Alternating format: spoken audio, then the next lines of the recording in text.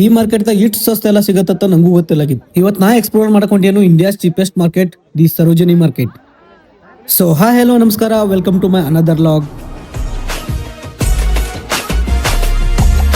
So ಇವತ್ತಿನ ಲಾಗ್ದಾಗ ಏನ್ ಸ್ಪೆಷಲ್ ಅಂತಂದ್ರ ಇವತ್ತು ದಿಲ್ಲಿದಾಗಿರೋ cheapest market the Sarojini market ನ ಎಕ್ಸ್ಪ್ಲೋರ್ ಮಾಡ್ಬೇಕಂತ ಅನ್ಕೊಂಡಿನು. ಸೊ ಅದಕ್ಕಾಗಿ ಬೆಳಿಗ್ಗೆ ಜಲ್ದಿ ಎದ್ದ ರೆಡಿಯಾಗಿ ನಾ ಹೊಟ್ಟಿದ ಕೆಂಪೇಗೌಡ ಇಂಟರ್ನ್ಯಾಷನಲ್ ಏರ್ಪೋರ್ಟ್ ಗ. ನಂದು ಫ್ಲೈಟ್ ಮಾರ್ನಿಂಗ್ 4 ಗಂಟೆಗೆ ಇತ್ತು, ಬೆಂಗಳೂರು ಟು ದಿಲ್ಲಿ. ಇಲ್ಲಿ ಬಂದು ನೋಡಿದ್ಕೊಳ್ಳಿ ಗೊತ್ತಾಯ್ತು ಮತ್ತೆ 2 ಅವರ್ಸ್ ಡಿಲೇ ಐತಂತ. ಹಂಗೋ ಹಿಂಗೋ 2 ಅವರ್ಸ್ ಟೈಮ್ ಪಾಸ್ ಮಾಡಿ ಫೈನಲಿ ಫ್ಲೈಟ್ ಟೇಕ್ ಆಫ್ ಆಯ್ತು. ಬಟ್ ಡೆಲ್ಲಿಗೆ ಬಂದು ರೀಚ್ ಆದ ತಕ್ಷಣ ಗೊತ್ತಾಯ್ತು ನಮ್ ಕಡೆ ಇರೋ ಥಂಡಿನೇ ಬೇರೆ, ಇಲ್ಲಿ ಇರೋ ಥಂಡಿನೇ ಬೇರೆ. ಬೆಂಗಳೂರದಾಗ ಬೀಳೋ 15 ಡಿಗ್ರಿನ ನಮ್ಗೆ ತಡ್ಕೊಳಕ್ ಆಗೋಲಾಗಿತ್ತು. ಬಟ್ ಇಲ್ಲಿ ಬಂದು ನೋಡಿದ್ರೆ 6 ಡಿಗ್ರಿ ಇತ್ತು.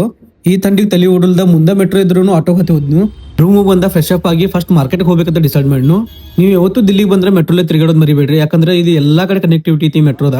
ನಿಮ್ಗೆ ಆಟೋದ ಅವಶ್ಯಕತೆನೇ ಬೀಳಂಗಿಲ್ಲ. ನಮ್ ಬೆಂಗಳೂರು ಮೆಟ್ರೋ ಪ್ರೈಸ್ ಗಿಂತ ಬಹಳ ಕಮ್ಮಿ ಐತಿ, ಬಟ್ ಏನೋ ಫುಲ್ಲಿ ಕ್ರೌಡೆಡ್ ಇರ್ತಿತ್ತದ.